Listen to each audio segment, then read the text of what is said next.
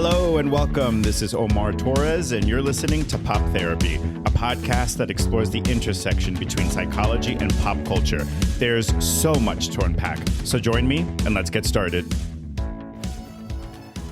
Well, we made it through another week. Hi, it's me, Omar, your friendly neighborhood therapist, and I wanted to touch on two things with you rather quickly. So first, I recently binged. Binge is a strong word. I finished it within a week. I finished the second season of Beef on Netflix, which I highly recommend. Every once in a while, there will be a TV show that leaves me wondering if they had a therapist on staff or on set, or if like a writer consulted with a therapist. And I typically see that as like a really good sign, a really good sign of like solid performance or solid writing or solid storytelling. So I'm not going to give away any major plot points, so relax. But if you don't want any plot points, not even a minor subplot point, then just like fast forward a couple of minutes and skip over this part. But in any case, the show mostly revolves around these two couples. One couple has been together for many years. They're a married couple played by Oscar Isaac and Carey Mulligan. And then there's another couple recently engaged. They've been together for about a year or a year and a half, I think. And that couple is played by Charles Melton and Kaylee Spaney. Yes. So one of the things that got me thinking about whether or not they had a therapist on staff was all of the little ways in which your average relationship kind of like, this is going to sound more extreme than I mean, but like all of the little ways you annoy and or like piss off your partner, or all of the little ways in which you chip away at their, I don't know, like at their confidence in some way, or at their patience, really, more likely. All of these like little paper cuts that, you know, in the moment don't seem like that big of a deal, but over time become these major pain points. And it just had me thinking about all the couples that I've worked with where I would do a history of the relationship. I would do a history of, you know, just like, how did y'all meet? And, you know, what were some of the signs that you noticed, like there was trouble on the horizon?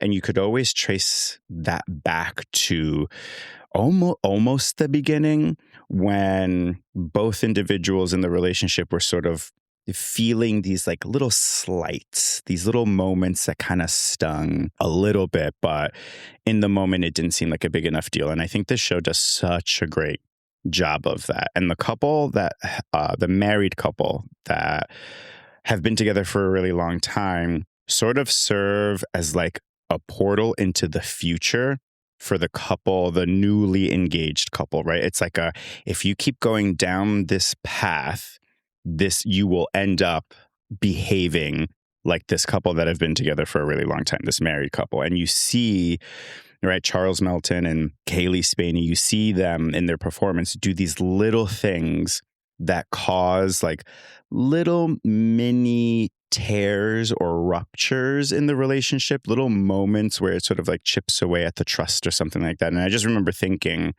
how wonderfully subtle those moments were, right? Like relationships are often those little moments, right? Those little moments that either make or break a relationship. And I just thought Beef season 2 did such a good job of that. So I highly recommend.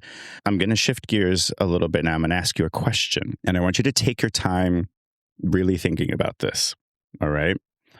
I want to ask you, I want you to think about, when was the last time you got amazing sleep? When was the last time you woke up feeling incredibly rested, energized, ready to take on the world, ready to take on the day?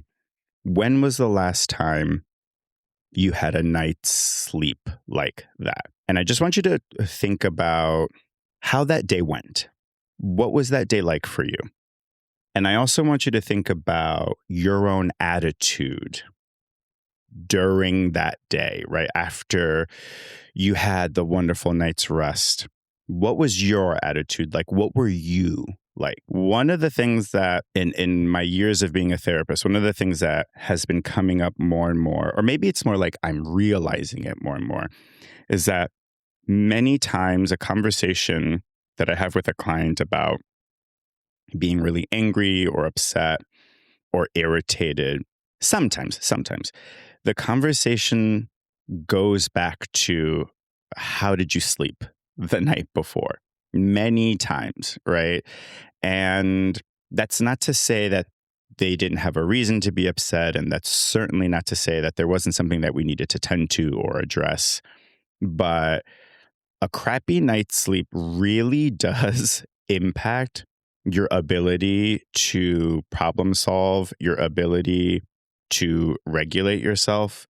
And so I don't think there's a ton of conversation culturally, right? I'm not seeing a ton in the world of pop culture about the importance of sleep and how and all of the acute ways that sleep impacts you. Like, yes, of course, if you have a terrible night's rest, you're like tired the rest of the day.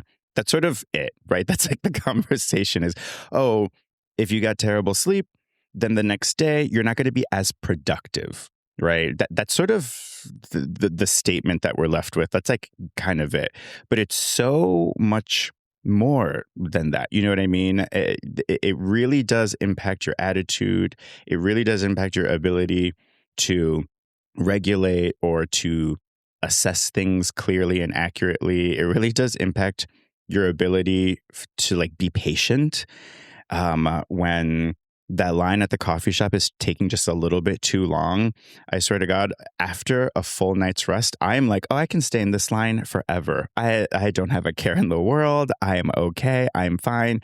But after a terrible night's rest, I am ready to like start pulling my hair out and screaming. And I'm like, if this line does not move, I will set this place on fire. that is how drastic of an attitude shift that can happen for me, especially if I don't get good sleep.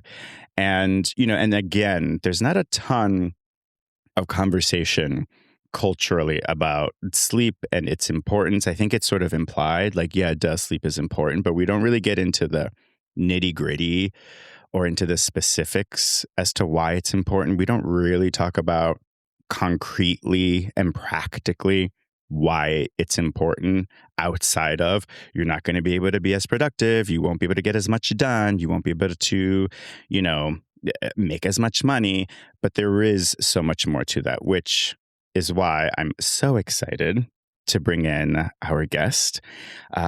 This is someone who is a little bit of an expert in the area of sleep. And so I'm really thrilled to bring him on. Please welcome into your hearts, friend, colleague, fellow therapist, Dr. Jim Scholl. Hi. Hi, Omar. Thank you for having me. Of course. Thank you for coming on. I wanted to ask you, what were you thinking as I was talking about wanting to set a coffee house on fire, a coffee shop on fire if I did not get enough sleep? Violence is never the answer. Good And it answer. This is sounded why I kind brought of you like a on. threat. No, it actually, though, it seemed like immediately it feels so relatable because even though I have this specialization, I still have bad night's sleep, and I'm the exact same way living in a place like New York. Oh my God. It's so easy to be irritated. Hot take, I love Times Square. I think it's like a really special place. Oh my God. I can give you my Title of episode already. Hot take. I love Times Square. I think that's it. Well, I can give you my thesis on it later, but I think it's like a place that people come to from all over the world and are so Yeah. excited to be there. And if you have the energy and the capacity to appreciate that, it's so beautiful. But if you're tired and consequently in a bad mood, it's like the worst place in the world. So I Oh think it can yeah. like exist in both the full like spectrum of love Yes. hate based on how much energy you have to deal with that. Yeah. So tell, for those who don't know, talk to us a little bit about the work that you do and what you specialize in. Why don't we start there? Okay. So I'm a clinical psychologist. I have been involved in sleep related research for about a decade and about the same amount of time doing clinical work, providing treatment primarily to people suffering with insomnia and So a um, decade. Wow. So you started when you were what, 12, I'm assuming? oh my gosh. Exactly. I was a child prodigy. Um, no, close so, in the sense that when I was in my first semester of undergrad, I started working in a trauma research center that primarily focused on trauma-related sleep disturbances. Oh, wow. So, like, from, like, my very earliest, like, formal educate the sort of the start of my, like, formal education after high school, I was sort of immersed into this world of trauma and sleep disorders. So and for good reason, I think it, sort of captured me as something that is, like, a universal experience. So even if you don't have insomnia, Right. or PTSD or nightmares, in a chronic way, almost I think not almost everybody can relate to it. Yeah. Yeah. Whether Because you're getting enough sleep or not, you can relate to, oh, I have a relationship to sleep and I'm familiar with sleep, you yeah, know? everyone does. We have to. It's the Yeah. foundation of our existence. Right. Was that something that was always on your vision board professionally? Was that something that you were always interested in understanding more, or did you sort of start out thinking, well, I want to do some research on trauma. That's what really kind of like interests me, and then and by way of trauma, you were like, oh, sleep. She really is that girl. Maybe maybe I She should see what's really is that college. I mean, she is. she is. Um, none of the above. I actually wish I had a more compelling I've written some good essays to, like, get into grad school about this, where I made up a lot of, like, connections, Yeah. in my life. Haven't we Like, I all? can make a compelling story, but the reality is, when I was a freshman in college, I took, like, an intro to psych course, and the professor was explaining that, if you want to become a psychologist or you want to sort of pursue higher education in this field, you really need to get involved in research. It's an important foundational piece Right. of our field. And she studies, shout out Dr. Joanne Davis, a brilliant psychologist who developed what's now known as cognitive behavioral therapy for nightmares.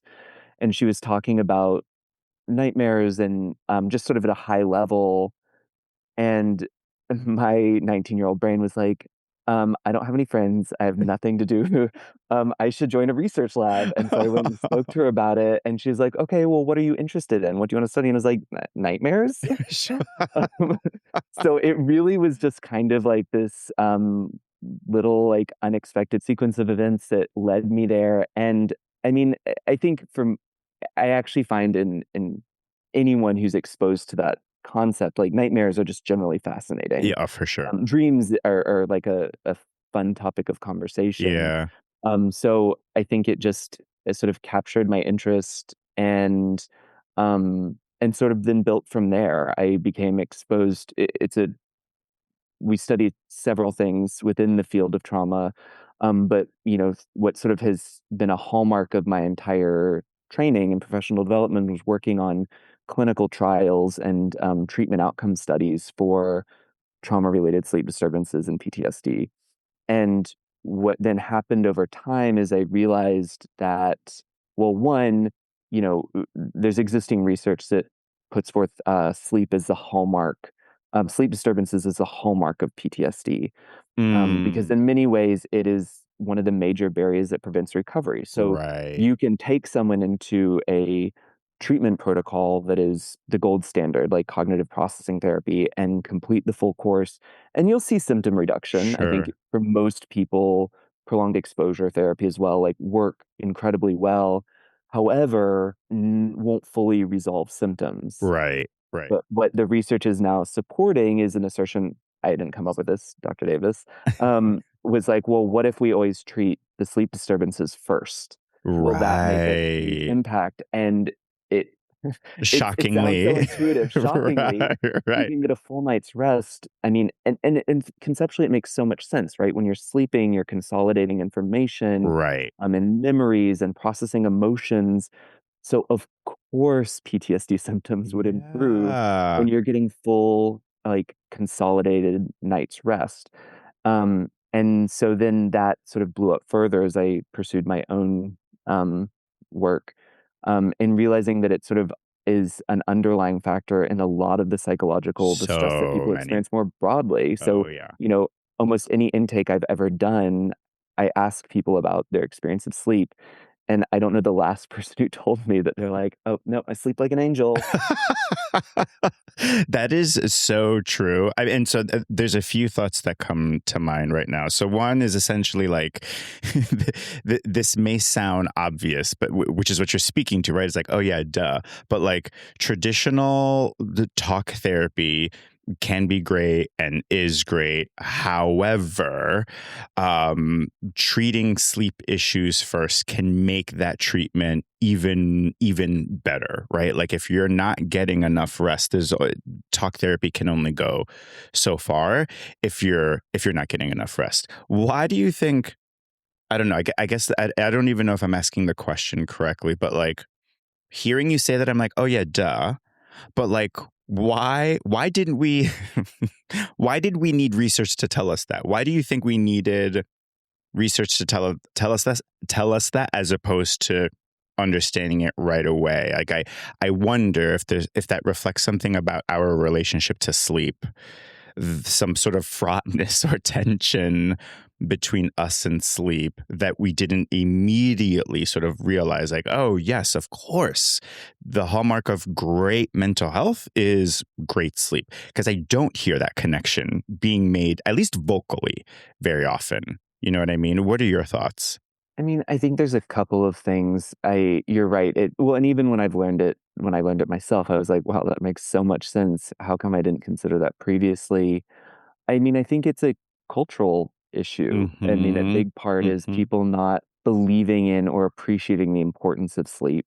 I don't think that, as far as I'm aware, most health classes don't really spend time sort of helping introduce people to the importance of sleep, how it works, what all is functioning Right. while you sleep. I think in general, the culture that we live in the US especially is so oriented towards productivity Yeah. that sleep has been viewed as something that inhibits productivity. Yeah. So, I mean, I can think of countless examples of famous people in positions of power who are bragging about how they only get 4 hours of sleep a night, Yes. and that's, like, the secret to their success. So, there's that piece of it. To give credit as well, also, there's just, the field of sleep research is I mean, it's been around for a while, but, what we now have in terms of tools haven't always existed. So, Mm-hmm. what I anticipate we'll talk more about today is cognitive behavioral therapy for insomnia. But it really wasn't until more recently that it sort of gained a level of support from like the American Medical Association and talking Ah. about how this can be like a frontline treatment for sleep disorders. So I think there's like it's been an emerging field. And to be fair, also, what I will say, and one of the most fascinating things about having previously been somebody who is studying sleep, is it's still, I mean, it's like space, right? It's something that we Mm. still don't fully, completely Yeah. understand. Yeah. We're nowhere close to fully understanding exactly how and why it sort of takes the structure that it does and the full extent to what's happening while we sleep. So it's still this sort of area of that needs future study. Yeah, that's a good analogy. Space, it's often referred to as the final frontier. And it's like, well, maybe sleep is actually the final frontier, because similarly, it seems and sounds so expansive.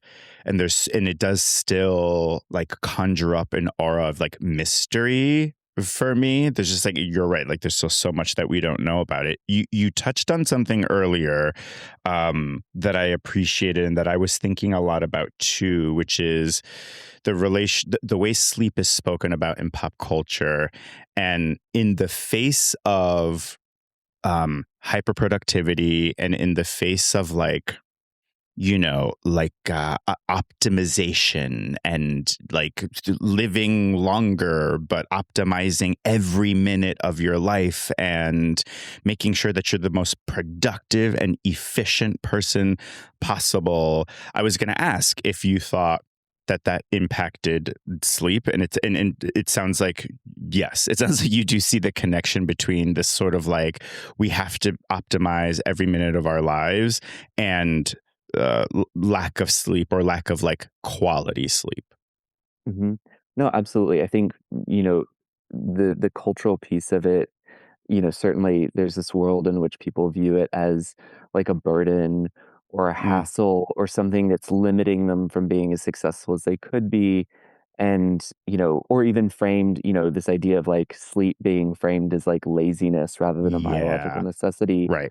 And what's sad is we sort of then swung into the other direction where sleep gets talked about in the world of like optimization culture and Mm. turning sleep into like a performance metric where you're trying to Oof. track and perfect it. Right. And they've come up with all of these like apps and beds and mattresses where you're tracking like REM percentages and sleep scores.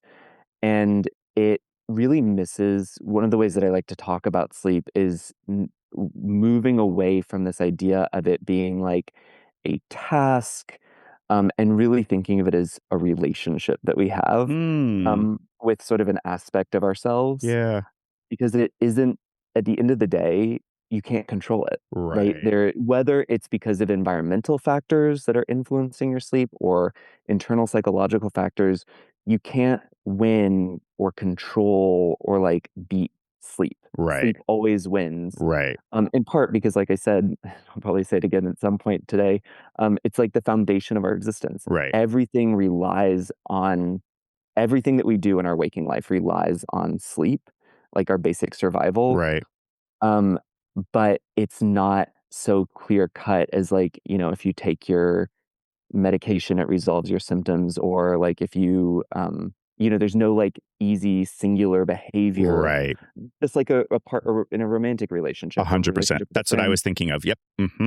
there's no one thing that you can do that will work every Every single time. time, 100%. Yeah. And so that's why I like the analogy of thinking about sleep as a relationship, because it is as unique as any relationship. Like you said, there is no one size fits all approach. Every relationship is different. Every relationship has all these variables that impact the way that it operates and thus impacts treatments or interventions or even just like pieces of advice and stuff like that, which I really appreciate. You mentioned cognitive behavioral therapy for insomnia. So that's CBTI, right? Mhm. And then there's CBTN for nightmares. Is there a pretty big difference between the two? They sound similar, but it sounds like there's overlap, but maybe there isn't. You tell me. Yeah.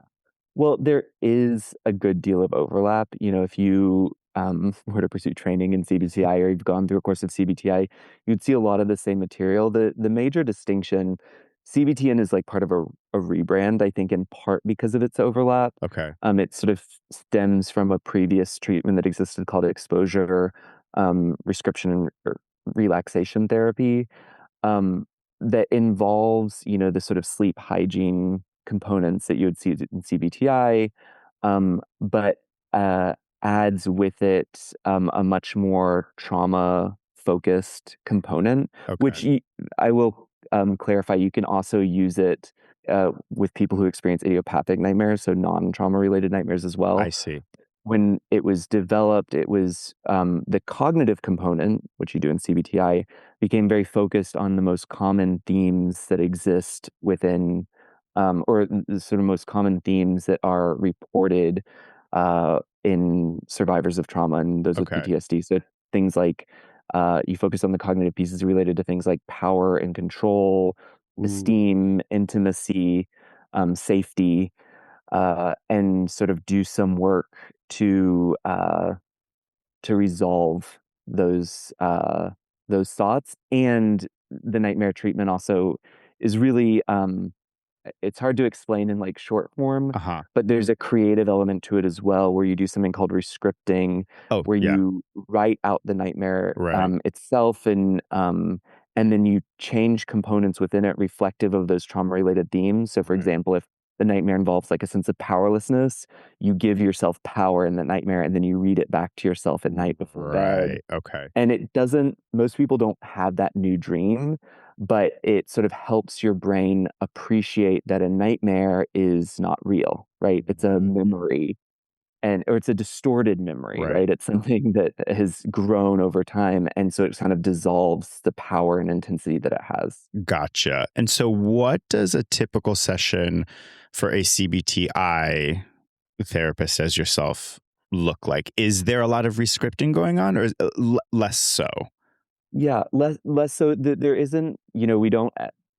We could certainly talk about dreams and CBTI, but what I love about CBTI, I'm gonna keep saying that as well, is that it's, highly structured, it's time limited, usually lasts around 5 sessions, depending if there's, like, co-occurring disorders, it might be extended further, Sure. but um if you've ever been in any kind of cognitive behavioral therapy, it'll look somewhat similar in that we'll start with setting an agenda, Yeah. reviewing your sleep diary. So we have people track on a daily basis, the time they went to bed, they woke up, Okay. how many nighttime awakenings they had, Hmm.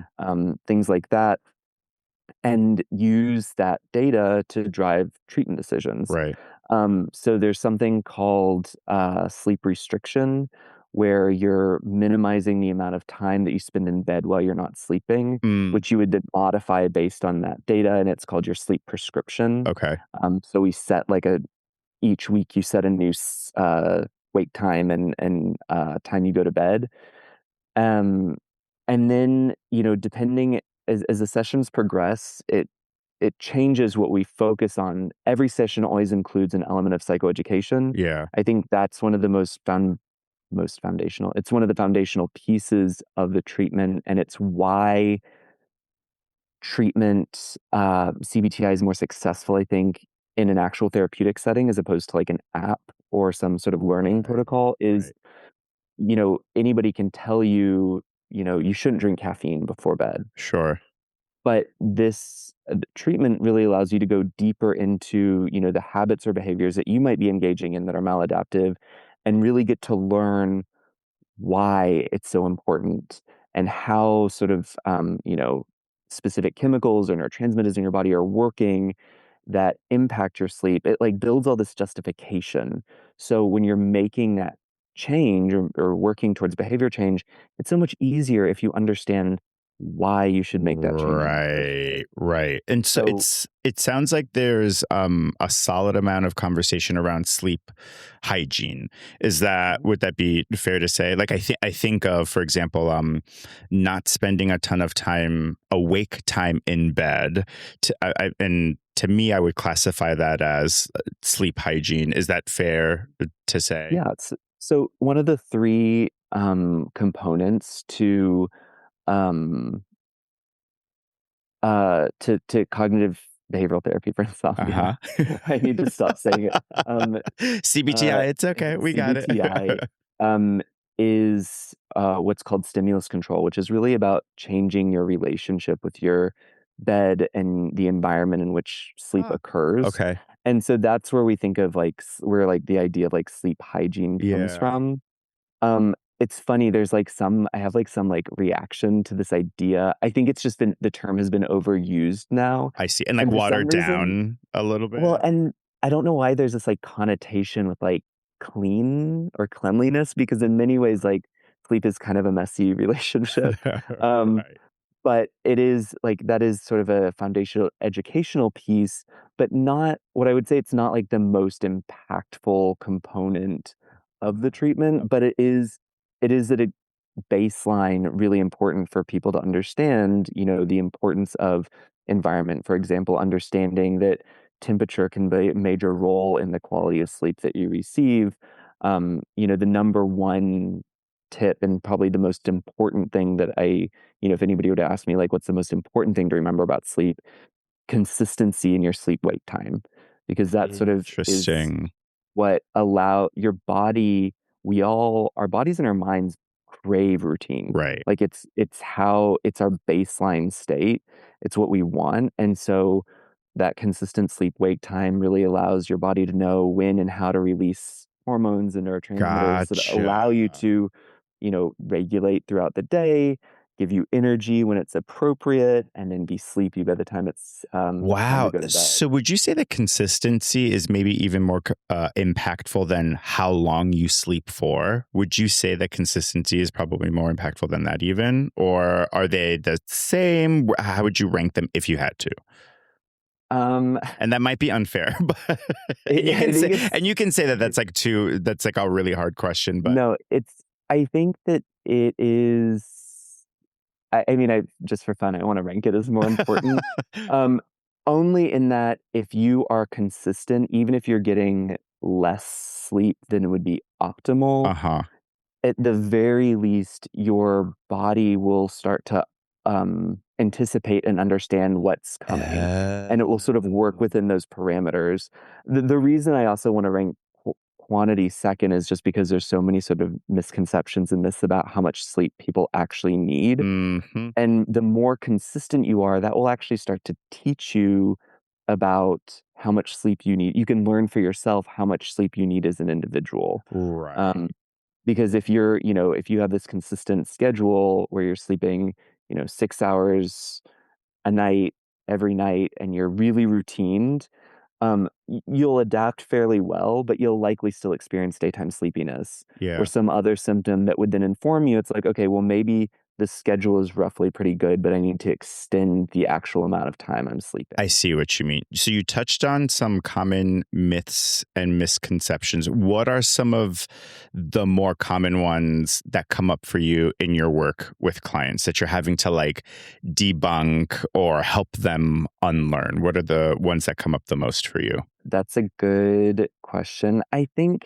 I mean, we've touched on this a little bit. The biggest sort of piece, especially in the world of optimization, the biggest myth is that you can control it. Mm, And that a big sort of influx of data can be really useful to you. I right. think actually it can be incredibly maladaptive as it can promote anxiety about what you're Yeah. not getting. I've heard that too. I've heard of friends of mine who get the wristband or the ring or the whatever that tracks your sleep, and then it suddenly becomes almost like an exam that you have to study for, and there's like a looming nature to the data where you're going to wake up and get information, and a lot of the times if you didn't get really good sleep, so you're now anticipating that data basically telling you like you failed or whatever, and all of that causing way more anxiety than anything else.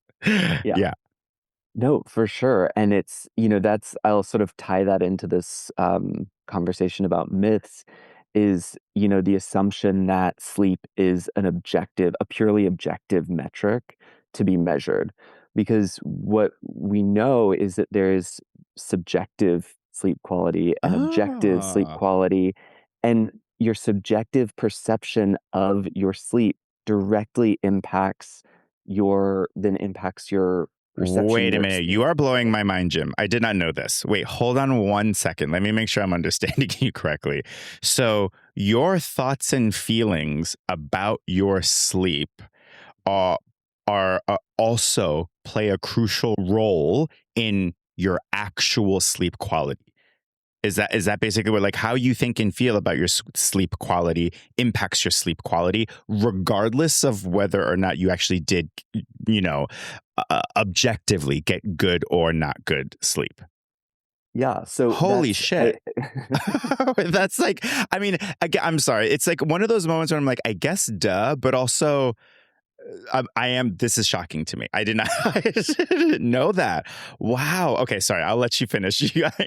Please. No, I think that it's like one of the most fascinating realizations to have is how, but we see this in all other aspects of our lives as well, right? Like this connection between our minds and our bodies, and they're Totally. so Totally. inextricably linked. The best sort of complementary example I have is thinking about the idea of stress, right? Like stress can be objectively stressful, but stress is very much subjectively stressful. It's based Yeah. in an appraisal of like how we look at a situation Of and course. like sort of assessing our capacity to manage it, which then directly ties into our body's release of cortisol, Right. that can impact our health, our like our physical health in these really Right. dramatic ways. Sleep is the same way, right? We can, there's I'm trying to think. There's like a famous, I don't know how famous it is in my world, a really, I think a meaningful study that came out, where it looked at basically studied people's sleep, how much REM they got, how Okay. much time they spend in each stage, and then when the participants got out, the researchers lied to them and would tell them, that either their sleep was like really incredible or their sleep was really terrible. And how they then felt throughout the day was in part dependent on like the information they were telling all the researchers. Shut So up. it didn't matter how well they actually slept. What mattered was what had been told to them and what they believed about their sleep. This is blowing my, I was going to say blowing my face off, but this is blowing my mind right off. So how does that fact that this is crazy? My mind is like, the wheels are turning now. So how does that inform a treatment session? Like, I guess I'm thinking then, oh, so there must be some kind of conversation around helping a client develop a better subjective relationship to their sleep? Is that like part of the treatment as well then? Yeah. Not like sort of explicitly, but I do think it Okay. is that's like where the cognitive piece comes in, right? Yeah. Is understanding how you think and feel about sleep, Mm, is going to have an mm, impact, whether it's in terms of promoting hyperarousal before bed, right? There's actually a whole area of study, around the concept of fear of sleep, okay. where people have such a bad relationship with bed and sleeping that they start to develop a fear where they get anxiety just anticipating going to bed. Okay.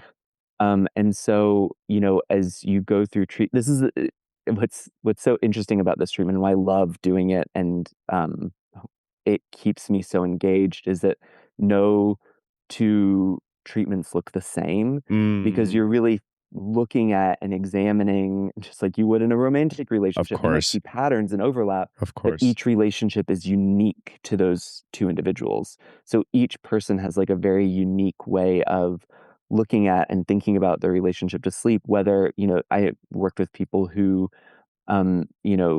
what they develop over time, in addition to sort of the criteria for insomnia, is an association, especially with the information that's sort of being pumped out through social media, like developed a real fear of dying.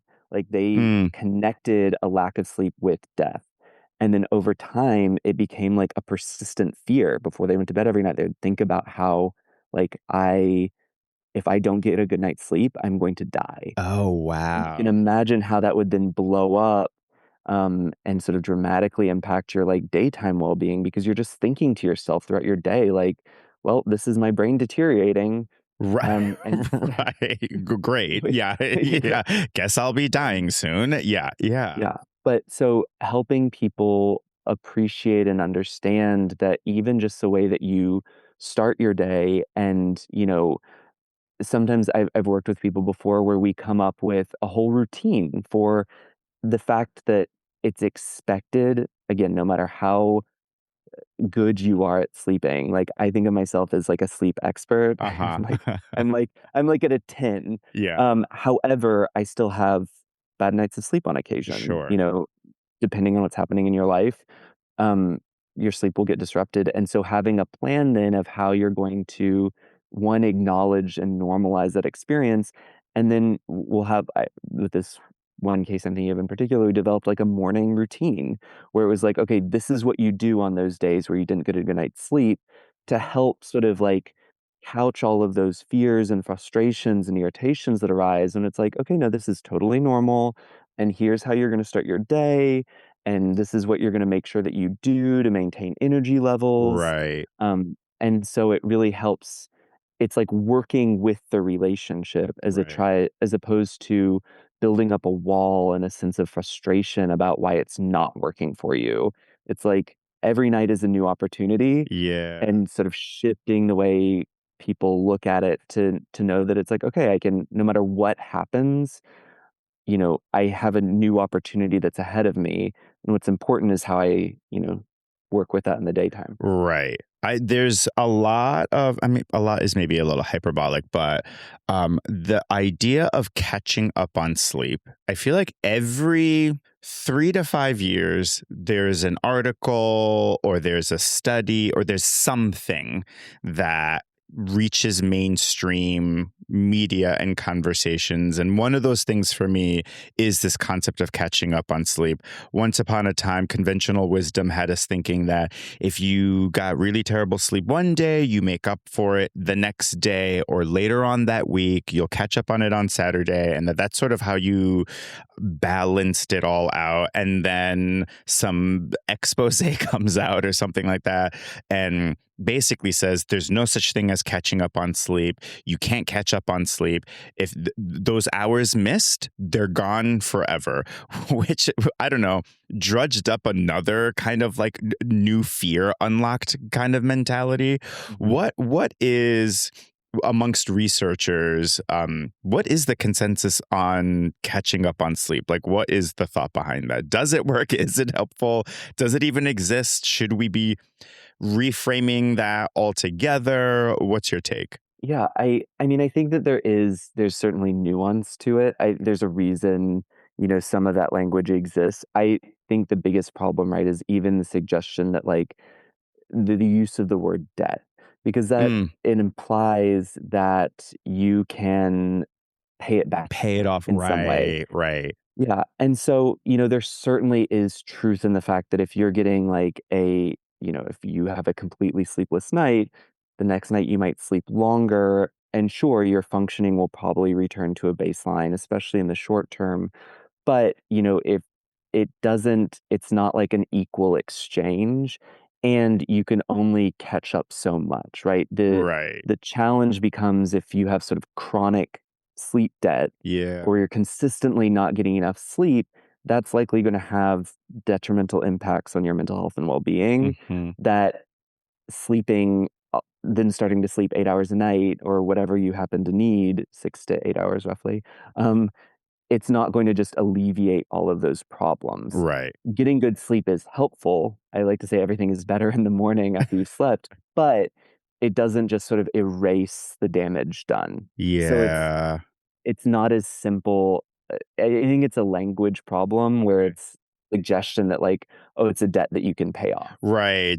There's something about it that to me comes across as like one to one. It's very like if you missed an hour of sleep, just add another, tack on an extra hour of sleep the next day, and you are neutralizing whatever effects that lack of an hour cost you. But that's not necessarily how it looks, especially not in the long term. Like maybe you miss 1 hour and that's it. But if you're constantly missing minutes or hours of sleep on a regular basis, it's like then there really is no way of quote unquote catching up or paying off the debt, really. No. And I think what's difficult as well, there's so many different extremes, right? I use the example of not having any sleep. Whereas if like you stay up later one night, the recommendation actually would be to not try and recover with additional sleep. It would be return to your routine. Oh, Because again, when we think about what sort of is getting disruptive or what is the challenge that a person is facing as a result of sleep deprivation, part of that comes from our bodies being confused about when to be releasing certain hormones. And I so see. I the see. consistency piece comes back into play where sometimes I think the healthiest or the best mindset to take is that like you are going to lose sleep in your lifetime. There's going to be nights where for all kinds of reasons, having children, you stay out too late at a party. Yeah. Um, You're at I the think sometimes we have club, to just something you're like at the that. club. Yeah. You but I think in sometimes I also want to clarify that that's okay too, right? Right. There's worthy sacrifices. We're giving up a couple of hours of sleep for our mental health and Yeah. for, the Relationships, connection. relationship, social Totally. yeah, connection, it makes so much sense to make that sacrifice. The important thing is in jumping back into your consistent routine and just accepting it as a little bit of a loss Yeah, and being okay with that. Just and like being okay with that. it's fine, it's okay, it's not the end of the world. Wait, so okay, so the best advice for, let's say, like, you lose a little bit of sleep, or you stayed out super late.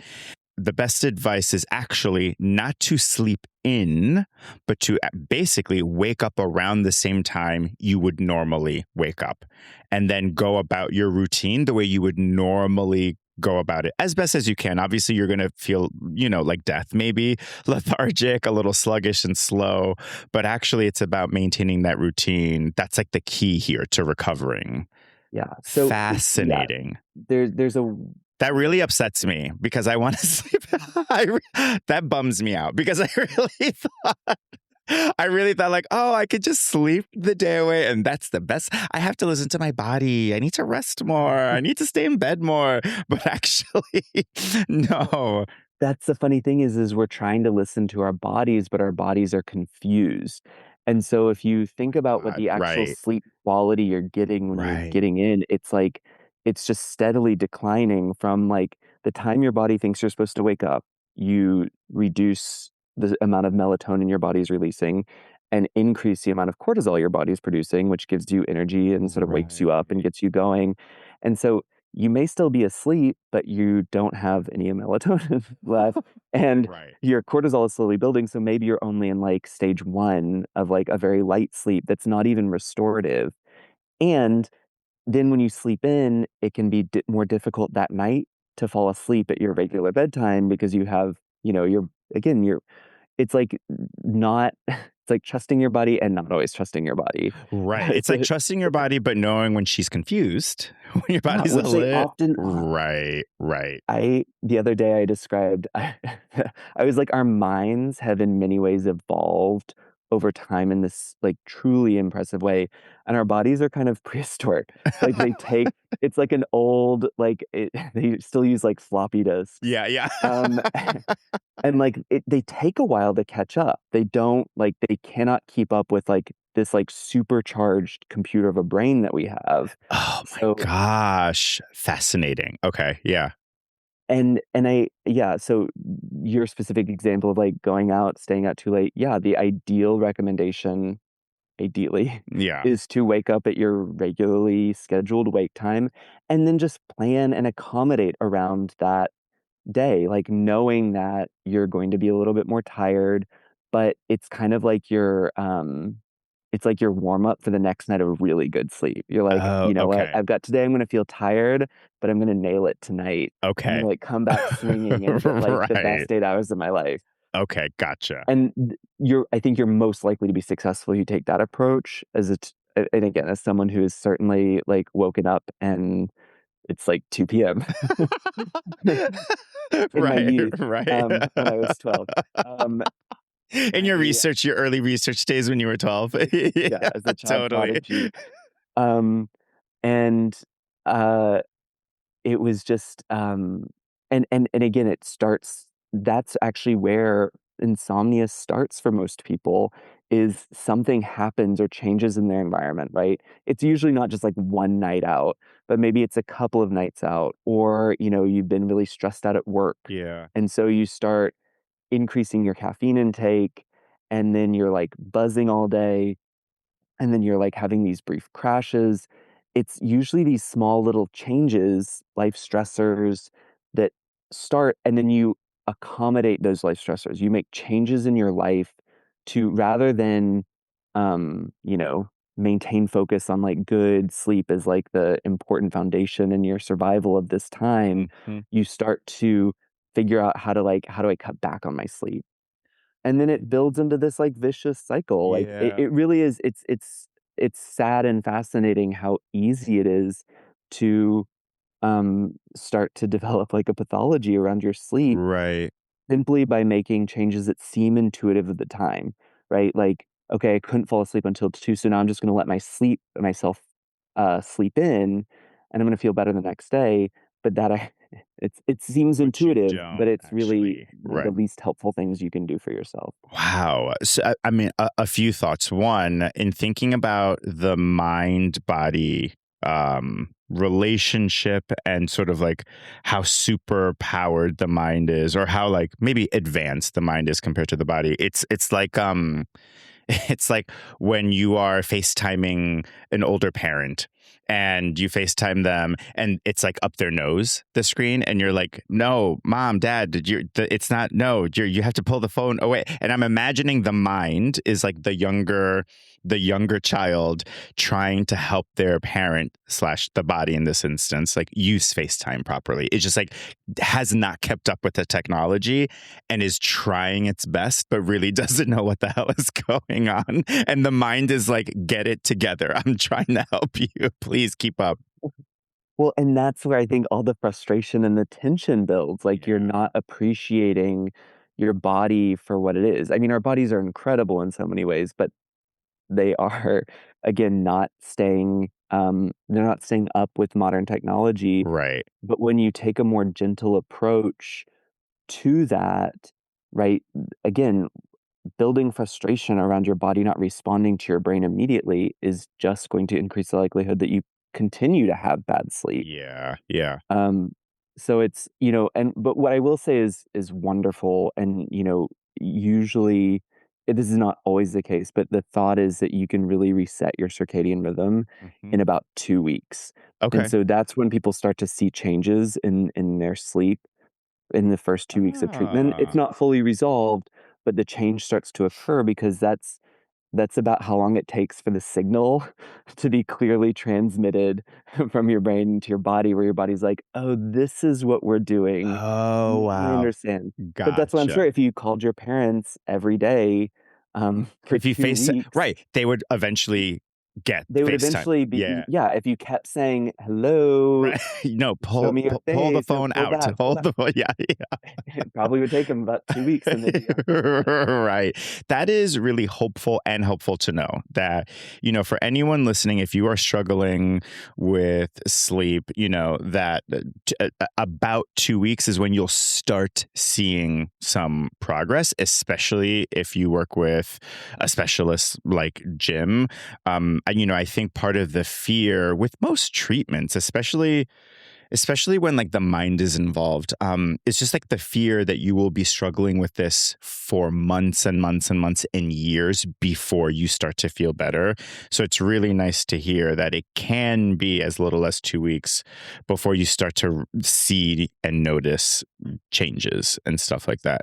I mean, that's why, again, another reason I don't know if this makes me sound a certain way, but, like, one of the things that's really drawn me, well, both initially to, sleep disorders and PTSD, is that these are mental health conditions that you can see recovery from. Like, Yeah. you can see somebody I've worked with, Vietnam era veterans who spent their entire lives, like 50 plus years with nightmares. And then in 5 sessions, they don't have any more nightmares. Wow. And if you think about that, it's a very specific example, but you think about the idea nightmares, we use the waking criteria as a definition. What's that? The distinction between a bad dream and a nightmare is so intense, it's so activating physiologically and emotionally and psychologically that you wake up from it. Oh, So gotcha. many Okay. people have bad dreams. Right. Significantly fewer have like waking criteria nightmares. But people who have PTSD and nightmares will sometimes have those every single Yep. night. Right. So can you imagine, right, being woken up in the middle of the night every single night with this intense surge of fear? Oof. And then after 5 sessions and 5 weeks, no more. No They more. go away. It's and sleep, it's the same way. Sometimes, especially the longer you leave it and the Hmm. more bad habits you develop and the more fraught your relationship becomes, to go back to, like, the idea of, like, couples therapy, right? The longer you wait to go to couples therapy, sometimes Yeah. the harder it is to resolve the Oh, yeah. problem. But, like, I love this treatment because it actually has one of the highest success rates, I think, of any psychological treatment. Yeah. Effectiveness is around 70 to 80%, which is, Whoa. like, a good 20 to 30% higher than most psychological Yeah. treatments. So you're seeing most people, the vast majority, experience improvement. I've actually never worked with anybody in the past decade that didn't see improvement, and most people within that sample experience full recovery. Oh, that is wonderful to hear. That must feel so good for you to see Oh, yeah. also as a clinician, like That's why after I love it. 5 yeah. That's why I love, well, because there's other Yeah, types of things that are lifelong challenges right. that there's also something, meaningful and powerful about working with somebody over the course of several years and really helping them sort of like evolve and change in their For sure, lives. for sure. That is, but like, I'm gonna I'm get this. I'm laughing gonna, at you giggling at this. well, because it speaks to the fact that like in reality, I think we also get something. It's why I love my job, right? Yeah. Is that like it is a service I'm providing, it is work, and it's like profoundly meaningful and Oh, yeah. exciting for me to, I just got an email this morning um with somebody that we just completed a The course in 5. CBTI with, and I would say it was slightly longer. There's some like other Okay. sort of unique facets of it that Sure. I think it was 10 sessions. But they just wrote me an email saying I just slept from they had many nighttime awakenings, Okay. like micro awakenings, having to go to the bathroom, Yeah. and they said they slept 6 hours straight for the first time in 20 years. And it just like Oh my god. That is so lovely. yeah, it's like it's the best feeling because then you think about, well, what does that mean for this person? Mm. And, we all know what good sleep feels like. We've at some point in our life had a good night's rest. And if you've persistently had bad sleep, a good night's rest, you feel like you're on top of the Oh, world. yeah. Oh, yeah. And so knowing that you can share that and give that feeling and experience to somebody while also knowing that the great thing about, there's again all types of treatments that are really useful while you're doing them. Mhm. And then maybe the effects dissipate over time and you have Okay. to return to therapy. Sure. Most people, once you've learned all of this information, develop these skills, address the maladaptive thoughts associated with your sleep, just keep getting better, Oh, right? work. And I've That's explained that to this awesome. person that I'm like, my hope is that like, and it was incremental, right? Each week there would be like a slight reduction in the number of nighttime awakenings. Yeah. And I kept being like, I'm like, you got this. Like, we just got to keep going and Yeah. it's going to get better and better and better. And eventually over time, you can be like, me. Yeah.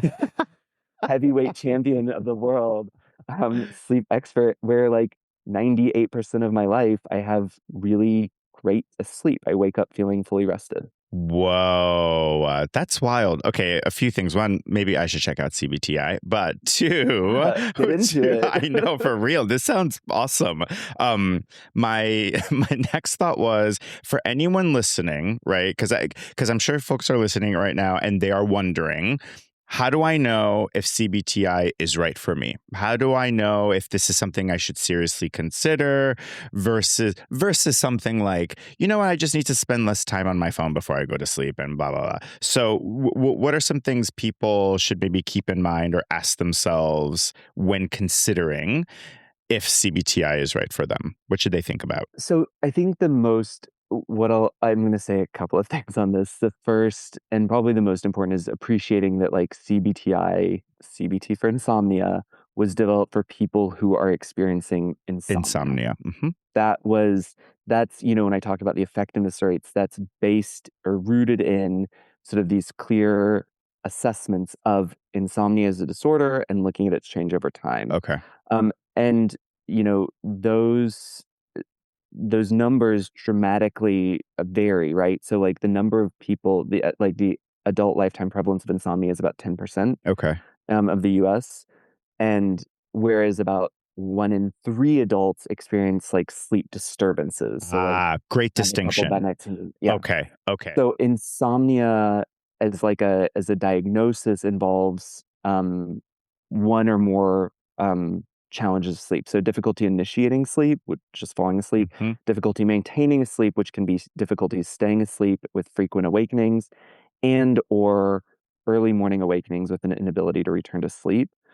So those challenges at least 3 nights per week for at least 3 months. Mm. And Mm, Then sort of that qualifier for all mental health disorders, which is it causes clinically significant distress or impairment in social, occupational, educational, or other important areas of functioning. right. So really, if you're thinking to yourself like, I maybe CBTI is right for me, technically you would want to meet, the idea of having we'll just say bad sleep Sure.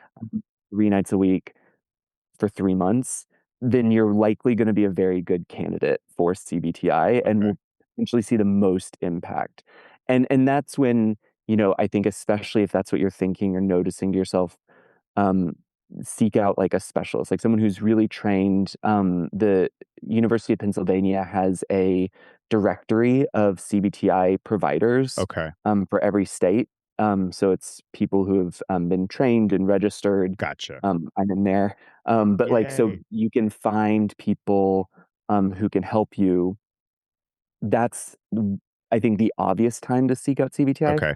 What I will say is that the course of treatment can also look very different depending on what the person's presenting with. I've done CBTI light, I guess I Right. would call Okay. it, Yeah. with, patients that I'm working with who just have some sleep problems, right? Their Hmm. sleep isn't optimal.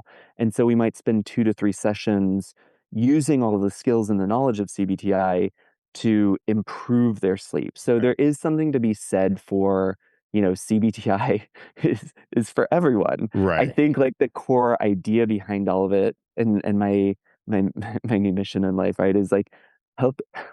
I was about to say make America sleep again. Um, but there has to be a We'll better way of saying workshop it. it. We'll We'll workshop. workshop it. Put America to bed. Um, Yeah. Yeah. but sleep is for everyone. Good Right. sleep is for everyone, and there is core life information that everyone ideally would know about sleep that comes from CBTI, Hmm. which is where, controversially, and this is bad for my own business, but I will say that that's where I think the utility of like those apps and online programs, and I'm sure there's like a self help book out there, Sure.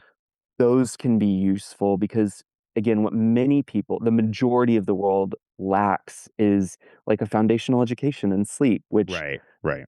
doesn't need to come from someone who's spent a decade specializing in this area. Yeah, that is really helpful to know that if for anyone listening, if you are interested in improving your sleep, maybe you don't have insomnia, maybe you don't fit the criteria for that, but you'd like to improve the quality of your sleep, just starting by educating yourself. Like what is sleep? What does it do? How does it function? I think understanding the biology maybe and some of the psychology around it is a wonderful place to start because I agree. I think at the core of a lot of misunderstandings and tension is just like a lack of awareness and a lack of education slash understanding. So it sounds like that would be a great place that anyone can start learning about sleep, obviously through like a trusted source, not just some random person on the corner who's shouting about sleep, but maybe preferably someone who is trained, or if that trained person wrote a book or what have you, right? Preferably. And then consistency sounds like that is like another core principle of quality sleep, even if you stayed out super late the night before, waking up around the same time. Is there like a third thing that you can give our listeners if they were interested in starting this like sleep improvement journey? I mean, I think that again, where CBTI becomes so customized is everybody does things a little bit differently, Mhm. sort of like the potentially problematic behavior. So what I would say is look at sort of, you could look at like a list of sleep hygiene topics, and, many of them are not going to apply to you. Like Right. some people, I don't know how or why they survive, but don't consume caffeine. So, like, you wouldn't dive into that. However, Right. when you see something that really resonates and you sort of think, like, oh, that's part of my life, start to ask those questions why, like, push back and try and understand. Because, everybody, I think, one of the limitations I see now, especially with this idea of sleep hygiene, is everybody talks about it. And it's like at this point, everybody knows, like, you shouldn't be looking at your phone 2 hours before Right. bed. You shouldn't drink caffeine after 2 p.m. Like there's all these rules that are in place, but no one actually engages or sort of follows through with them because in the back of your mind, I think of it as like there's like competing voices, right? Yeah. There's a voice that's kind of like, "Oh, you saw that list and it said you shouldn't be drinking caffeine." But then there's this more powerful voice in your mind that's like, "But you're tired and we still have 3 more hours of work And and I it would be need really great it. to have like I Right. need it." Right. And that will overwhelm that voice in your brain that's like, "Oh, I saw that fact." Right. Whereas if you build upon that fact and really understand, I uh, I posted about this today, is talking about sleep and understanding that, like, actually with caffeine, what's so interesting is many people are often not even aware of the impact that it's having on their sleep. Ah, It's sort of I describe it as this, like, silent thief yeah. where, um, the study that I referenced was looking at how, what they found is in people who consumed caffeine within, like, 6 hours before their bedtime, saw a significant reduction, in sort of the objective quality of their sleep, and sort of they sort of, on average, lost 1 or more the equivalent of losing 1 or more hours Okay. of sleep that night, but the next day, people didn't perceive themselves of having lost that hour. They thought they were Oh, fine. So, wow. it's like there's when you Your confused body again. There's the confused body again. And then your mind is going based off of what your confused body is saying. And it's yeah, going, oh, you're okay, like, "I well, we're slept I fine. slept 7 hours, we're fine." Right. But Right. in reality, it's actually stolen an hour from you. Yeah. Yeah. So when you and that's just one tiny example, right? But when you start to dive in and build up that voice and make it stronger and more realistic and believable and Mhm. factual, then all of a sudden, when there's that competing voice, you can win some of those arguments and Yeah. effectively make that behavior change. I think I mean, again, there's like a whole world of sleep hygienes and tips and tricks. The other one, like, outside of the consistency, the sleep-wake cycle, one something that I think is so profoundly important, and I found especially useful in my own experience is, like, light exposure. Mm. Light is, what's called a Zeitgeber in Zeitgeber. German. German. Say it in Okay. German, yeah, it's German for time giver. So it's, Ah. Zeitgeber is like Zeitgebers. That's how the American version of it is anything that, indicates helps indicate your circadian rhythm, like Right. your sleep-wake cycle, and light is the most powerful one. So, like, when you wake up in the morning, exposing yourself to light I actually, for winter, got myself, like, a SAD lamp, a seasonal affective disorder Oh, lamp that has, like, yeah. a high lumen, um, it's high High lumens? lumen. It's Yeah, very yeah, it's yeah. Like lumens is wattage this or yeah, voltage or something. Oh, yeah. high lumen volt. Yeah, I know what you're talking about. And and it, like, blasts me with that light in the morning.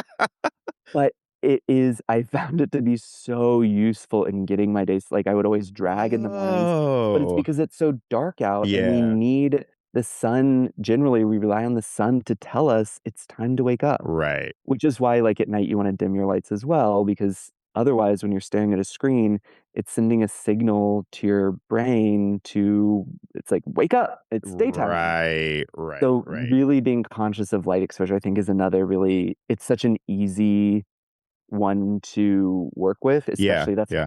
that's why I love my little sad lamp. I, like, make everybody buy them now. I'm like, just it's like, it'll be the best $60 you ever spent, like Oh, that's good to know. And and of course, folks, if you are genuinely interested in exploring CBTI, do a little bit of research, right? Check out the University of Pennsylvania's directory of trained therapists. I love the idea of people equipping themselves with knowledge and seeking knowledge. I think that's wonderful. And there are trained professionals who are more than happy to. I mean, they get off on this stuff. I mean, they want to share their knowledge and their information with you. So seek out a trained professional and start with a conversation, start with a consultation, right? Jim said it here. It can be as little as 5 sessions, maybe a little bit more, depending on the circumstances. But, I like to I like to encourage folks to find a balance between, seeking knowledge and informing themselves and like doing their own research, quote unquote, while also having conversations with professionals who have spent, their entire professional or academic life researching this. Like there's something to be gained from those individuals. So, feel free to seek those folks out. One and I'm glad you said that because I will say as much as I'm a proponent of, self-study and engaging in your own research, again, you usually end up limited by sleep hygiene tips and tricks and Right. knowledge around those things. And that's usually, if you have insomnia, that's usually not going to be sufficient. In fact, Right. I think I can confidently say it's not going to be sufficient. Right. It comes down to, and I should have added this as like the third thing, not slight, is that it's respecting it as a relationship that you're going to have for the rest of your life. Right. And that's where therapy, I think, becomes so valuable and Yeah. important because you're working on your relationship with your Mm. sleep while building a knowledge base. And the one other thing I'll add, the great thing about CBTI is you can do it like, you if you had a referral for me, Omar, like you could continue to keep seeing the person that you're working Right. with Right. and I could see them, on a different day because the nice thing is there's overlap, but within, when it's CBTI for insomnia, it's so specific that like it's not likely not going to interfere with the work that Right. you're already doing. That It can makes be sense. That makes a sense. really great complement Mhm. to the existing therapeutic relationship I you mean, have. it's not that dissimilar from clients that I strongly recommend going to couples therapy. I'm seeing them individually, they're in a relationship, and I will say, like, I think couples therapy will really complement our work and will supplement our work and will only make our work like that much more enriching. So I don't see it that dissimilar to that. And I mean, and folks, the other, I guess, like, compelling argument for seeking out a professional to talk about this. Every time this topic comes up around Jim, he lights up. You're not going to see it in this video because I'm not doing video recordings yet. But like Jim is like talking about sleep and sleep wellness and sleep hygiene and the research. He is like lit up right now and with like a huge smile on his face. Like he loves to talk about this, which is again I think another compelling reason why um uh, you know reaching out to professionals and to supplement what you've already learned, but like reaching out to professionals is, I don't know, it's just it's enriching in a different way. Like these are folks that want to share this information with you so badly. They just like want to geek out. They just want to geek out around this topic and like share it with you. So by all means, do your own research, also seeking the trained folks out because they love talking about this stuff. I can guarantee you. Well, it's true. It's true. It's true. I love talking about sleep. It's my passion. And I think I called it my king earlier.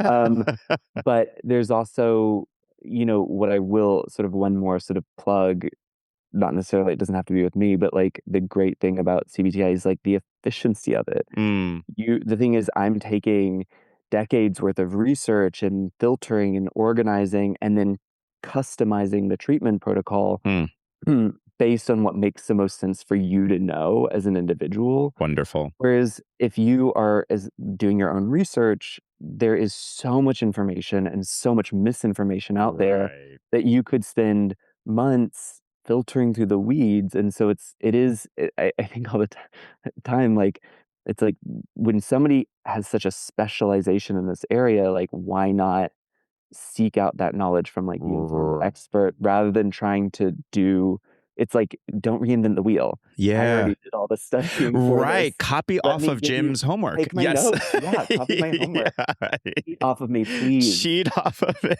Yeah, please. I'll help you ace the exam. That is so true. That is so true. So Jim, one question that I ask every guest is, what is one piece of advice or wisdom that you've gotten from the mental health / therapy world that you swear by? So this can be something you've learned in your own therapy. This could be something you picked up on from school or a book or a podcast or what have you.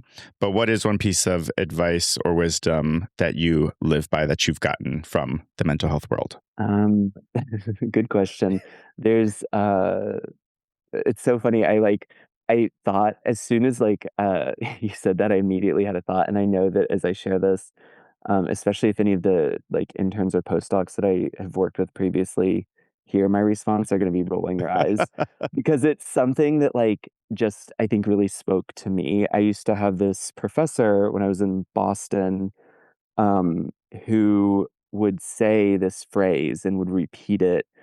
He was one of the he was like a wizened old man who would sit silently for the majority of an hour in a seminar and then just say one thing and just one Oh, line and you'd wow. be like I'm like Y- the wind blows through my hair and I'm pushed back into my seat.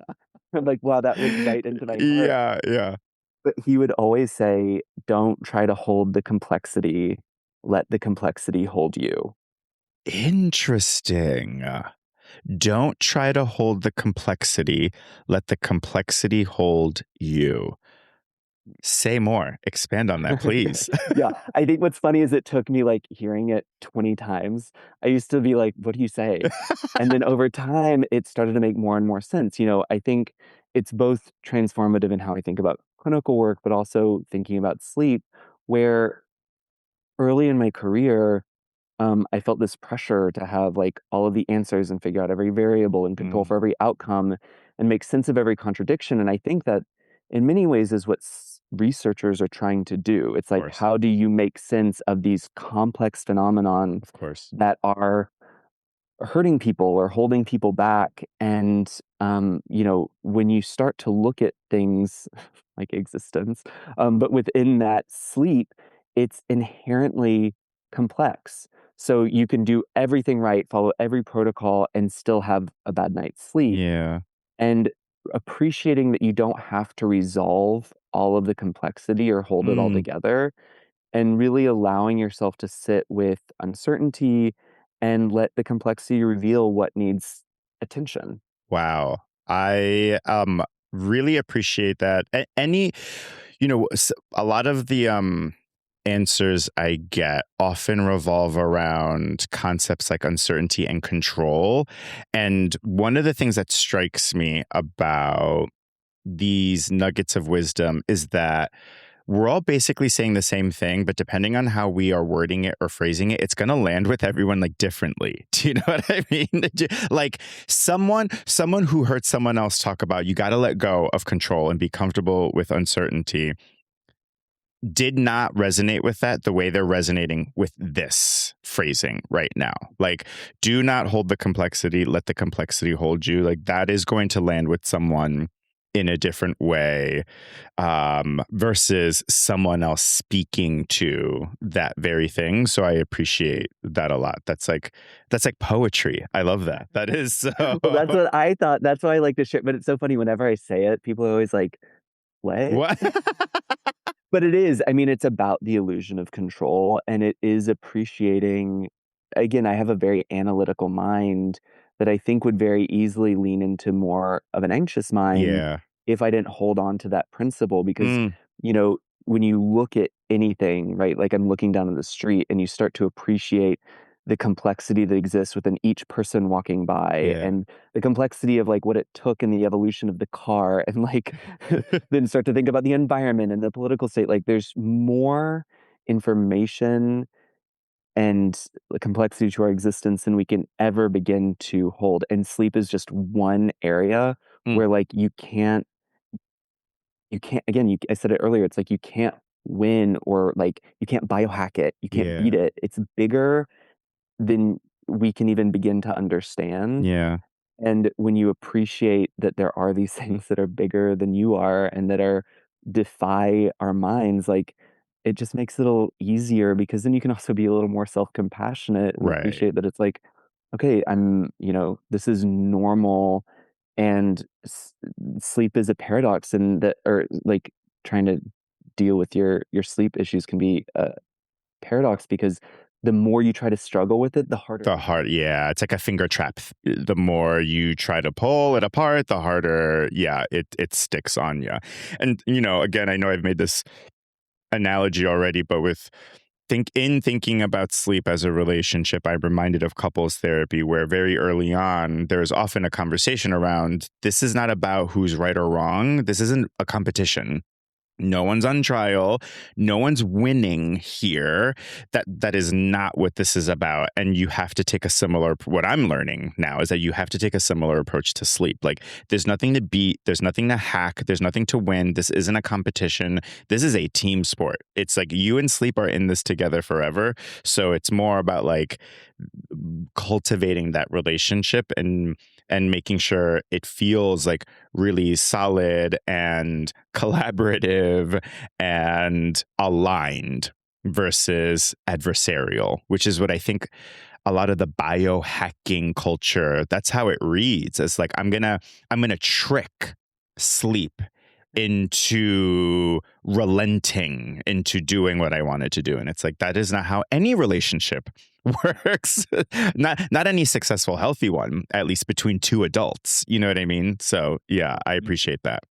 Well, and I love that. I'm like, I'm thinking about now how to like incorporate that into my branding because it really it is like couples therapy. You're Yeah. fostering this relationship, but what adds to the complexity and why it's so important to look at it in that way is that unlike a relationship, there's no exit.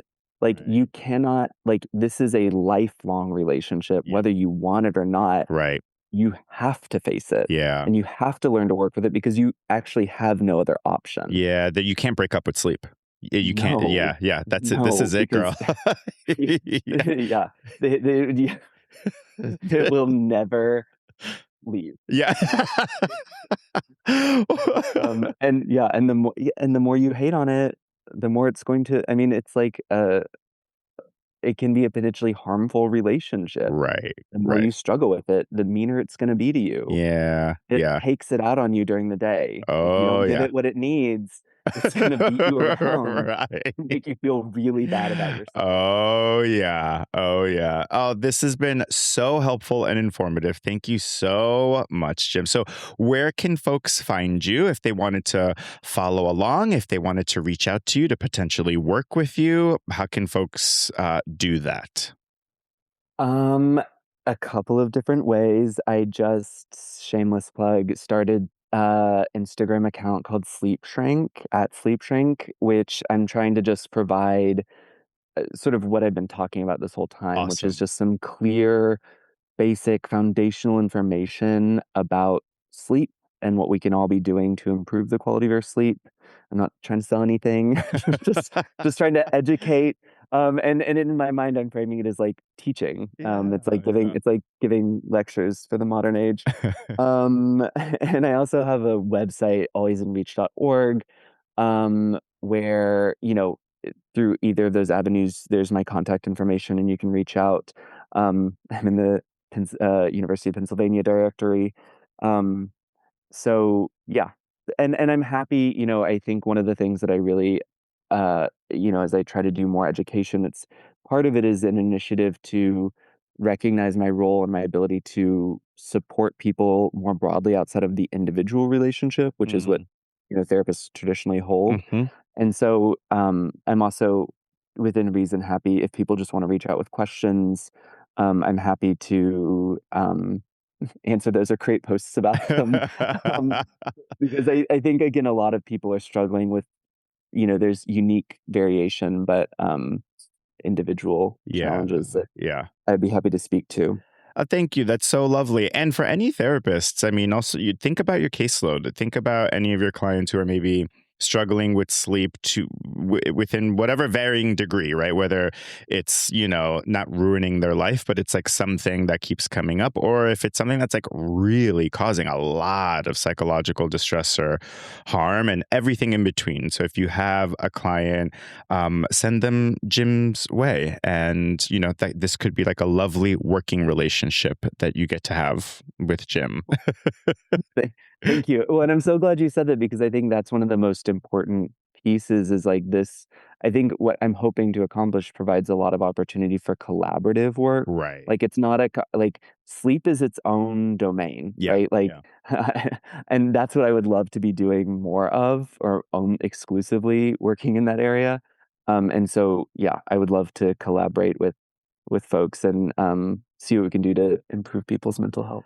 Beautiful stuff. All right. So, folks, as you know, Jim and I, we are therapists, but this podcast is no substitute for good old fashioned therapy. So take what's useful, leave the rest, and don't forget, therapy makes you hotter. Bye.